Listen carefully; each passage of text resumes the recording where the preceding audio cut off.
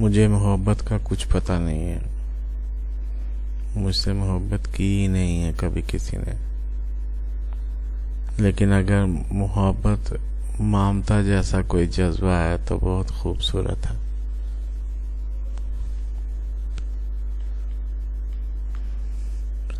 अम्मी के फोत होने के बाद जब मैं घर आता था तो बेख्याली में बहुत सी बातें सोचता आता था जो आकर अम्मी से किया करता था। लेकिन बार बार यही याद आता था कि अब वो नहीं है।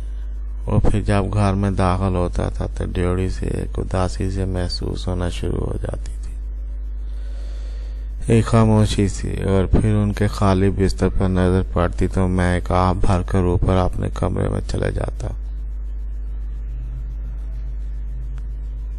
अम्मी के बाद अगर कभी अम्मी के बिस्तर पर लेटता तो बिस्तर में से अम्मी की खुशबू आती। उसमें अम्मी का वजूद जैसे मेरे अंदर और बाहर जिंदा हो जाता।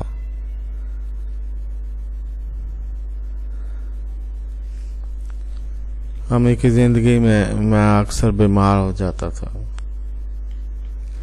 अम्मी के फोत होने के बाद मुझे बीमार पड़ने से खौफ आने लगा।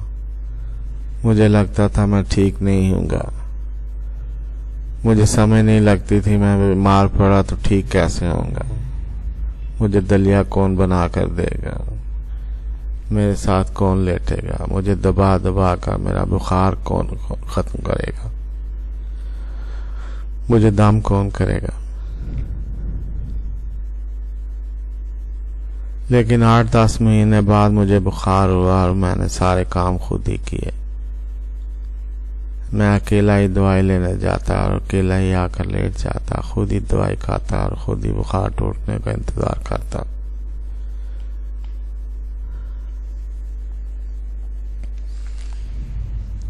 उसके बावजूद मुझे लगता अम्मी मेरे साथ है, हर लम्हा साथ है। अम्मी की बहुत सी यादें महव हो चुकी हैं, लेकिन उनका लम्स और उनके जिस्म की खुशबू आज भी मौजूद है मेरे अंदर कहीं। मुझे उनकी और किसी बात से ज्यादा उनके लम्स की तलब महसूस हुई है हमेशा। मुझे याद है वो गले लगाती हैं और कुछ देर बाद अलहदा कर देती हैं, लेकिन मुझे महसूस होता है वो आप भी गले लगाए हुए हैं, देर तक, बहुत बाद तक। मुझे वो ख्वाब बहुत अच्छे लगते हैं और मुझे उनका इंतजार भी रहता है जिनमें अम्मी जिंदा हैं और मैं उनका लम्स और उनकी खुशबू महसूस कर रहा हूँ। अगर अम्मी होती तो 82 साल की होती है इस वक्त। अम्मी के बाद एक मुद्दत तक यकीन ही नहीं आता था कि अम्मी फौत हो चुके हैं। मुझे आज भी ख्वाब आते हैं हम पुराने घर में रह रहे हैं और किसी बात पर सब खुश हो रहे हैं। अम्मी बहुत खुश हैं, लेकिन मुझे महसूस होता है कि उनकी खुशी हम सब बच्चों को इकट्ठे बैठे देखकर खुश होने की खुशी है। अम्मी के फोत होने के बाद मेरी जिंदगी का मकसद खत्म हो गया। काफी साल खत्म रहा।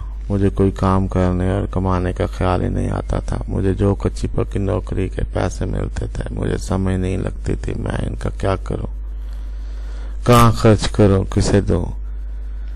बाद में मुझे लगता है अगर कोई मुझसे ख्वाहिश करने का कहे जो पूरी हो सकती हो तो मैं कुछ लम्हों के लिए अम्मी से मिलने की ख्वाहिश करूंगा। अम्मी ने मुझे बहुत सी चीजें सिखाई, शायद सारी, लेकिन एक चीज मैंने खुद सीखी, अम्मी के बगैर जिंदा रहना। और वो भी ठीक से नहीं सीख सका। अम्मी का इंतकाल वो पहली तकलीफ थी जो मैंने अम्मी के बगैर बर्दाश्त की।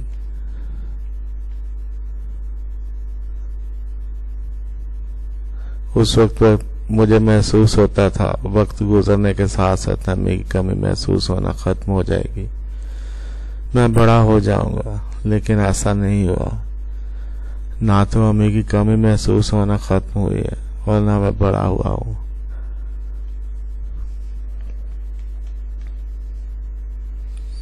अल्लाह ताला हमारे दिलों में हमारी माँ की मोहब्बतें जिंदा और महकती रखे हमेशा। आमीन सुम्मा आमीन।